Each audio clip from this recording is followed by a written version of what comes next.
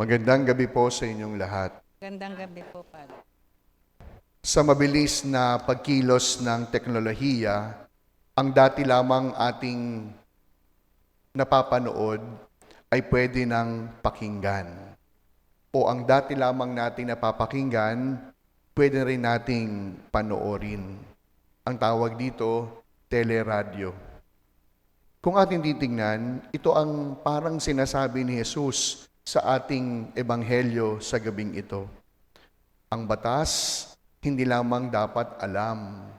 Ang batas, dapat isinasabuhay. Huwag lamang pakinggan, kundi dapat gawin din. Hindi lamang dapat alam, dapat isinasabuhay din. Kaya nga po, ang unang tungkulin ng bawat tagasunod ni Jesus ay makinig. The first mission of every follower is not to obey, but to listen. And after we listen, we will be all the more encouraged to obey. Kaya nga hindi ba yung mga tao hindi marunong makinig, hindi rin sila marunong sumunod. At yung mga taong hindi handang sumunod, ayaw po nilang makinig. Kaya po sa Ebanghelyo, ang sabi sa atin ni Jesus, hindi lamang sapat na tinutupad ng batas, dapat mayroong pag-ibig sa pagtupad sa batas. We should not only be blind followers, but in following the law, there should be love in it. Sapagkat mahirap manatiling sumusunod kung walang pag-ibig. As far as Jesus is concerned, to obey is to love. Pansinin ninyo, nagsimula yung pagmamahal sa pakikinig. Dahil marunong makinig, susunod. At dahil marunong sumunod, magmamahal. Kaya nga po ngayong panahon ng Kwaresma, ito po yung inaasahan sa atin, ang pagsunod ng may pag-ibig, ang siyang higit na inaasahan sa atin. Alam niyo, bilang kura paroko, natutuwa po ako kapag ang mga tao, kahit po mas bata ako sa kanila, sinusunod nila yung sinasabi ko. Nakakasarap sa pakiramdam na bilang kura paroko, ang mga tao nakikinig. Kaya alam niyo, nung nakalipas po nating pilgrimage, tuwang-tuwa po ako. Sabi nung isang sumama sa pilgrimage, Father, talagang taon-taon po, hindi lang po makahulugan yung pilgrimage, masaya din.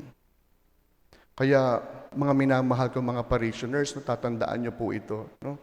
Alam niyo, minsan bilang pari, akala ng mga tao yung pari hindi nasasaktan. Akala nila, si Father naman yan, pari naman siya. Ano pong ibig ko pong sabihin? Nag-i-invite tayo, sumali kayo sa ating pilgrimage.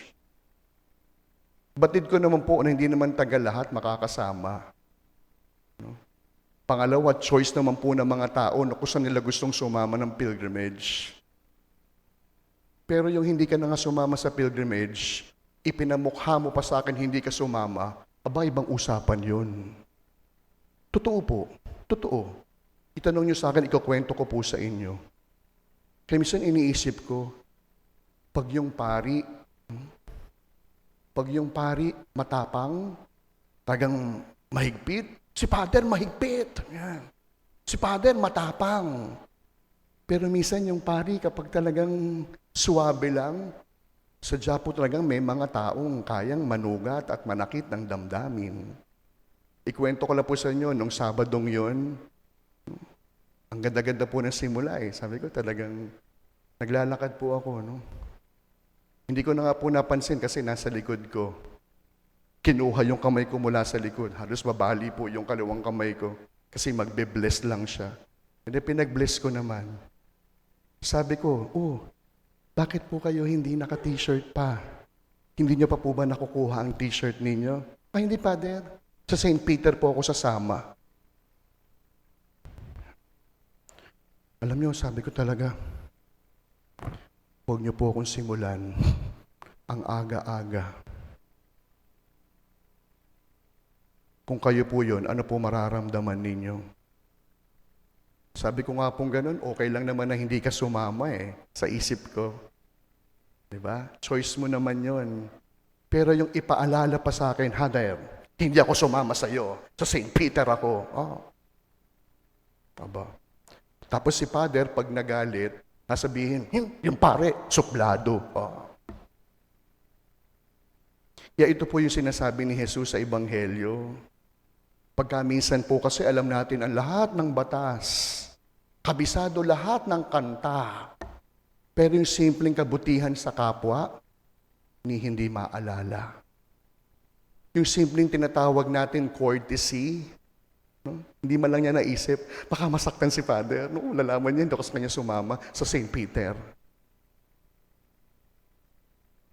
Ngayon natatawa kayo kasi malamang alam niyo ibig kong sabihin, hindi talaga tama yung kanyang ginawa. Kaya ngayon nga po, sabi ko, nag-iisip ako. Pag kaya sinabi ko sa kanyang, huwag ka na dito pupunta, doon ka sa St. Peter. Yeah. Pero syempre, hindi man natin gagawin yon. Pero minsan, iniisip ko po talaga, paano kaya kung yung pari tumapat din doon sa ugaling ginawa sa kanya? Nasabihin ng tao, pari ka pa man din. Yan. Pero minsan, hindi po nalalaman ng mga tao na kami mga pari, kahit pari kami, nasasaktan din naman kami. Kahit pari kami, no, nahihirapan din naman kami. Kaya nga po, nung umagang yun talaga, no, talagang medyo, sabi ko, Lord, ikaw na bahala sa kanya. Kunin mo na siya. Totoo po, ang aga-aga. Hinila yung kamay ko mula sa likod. Ang punto ko nga po, sabi ko, sana hindi niya na siya nag-bless, di ba? Sana niya na sinabi sa akin, hindi siya sasama. Pero parang gusto niya sabihin sa akin na, Father, may pilgrimage tayo, pero sa St. Peter ako pupunta. Kaya ito po yung sabi ni Jesus, magawa mo man ang lahat ng batas, kabisado mo man ang lahat ng panuntuyan, pero kung hindi ka marunong magmahal, para ka lamang bell, para ka lamang symbol, na maingay, pero wala namang kahulugan. Kaya, aaminin ko, no, masama po yung loob ko nung umagang yun. Sabi ko, ano bang nagawa ko sa taong to? Ba't kailangan pang sabihin na doon ako sasama, hindi po sa inyo? Pero nung nakita ko po na masaya yung mga tao, no, lumalapit, o doon meron tayong aberya, na-late tayo, yung pagkain, hindi masyadong maaga. Pero sabi ng mga tao, Father, ang saya-saya. Father, nakapagdasal po ako. Nakalimutan ko na yung bruhang nakita ko nung umaga. Kaya sabi ko nilang, Lord, kayo na po bahala sa kanya. Maring nagjo-joke po ako, pero sana po, no, maging aral po sa atin ito. Okay lang naman po hindi kayo sumama. Pero sana huwag niyo nang ipamukha sa akin na hindi ako sasama sa iyo. Pwede naman din na nagpakita sa akin, di ho ba? Kasi nasa likod ko lang naman. Pero kinuha pa yung kamay ko, halos maputol yung kamay ko, gusto niya mag-bless. Hindi nga humingi nga ho ng sorry, di ba? Kaya sa pagpapatuloy po ng ating misa, no, may nakaget over na naman po ako. No? Pinagdasal ko na ho siya, no? Bahala na po yung kaaway ni Lord sa kanya. No? Pero, yun po yung paalala sa atin. Kaya ngayong panahon ng Kwaresma, lahat man ng choir kantahan mo, lahat man ng nobina atenan mo, lahat ng batas sundin mo, pero kung wala kang pag-ibig sa puso, baliwala ang lahat ng ito.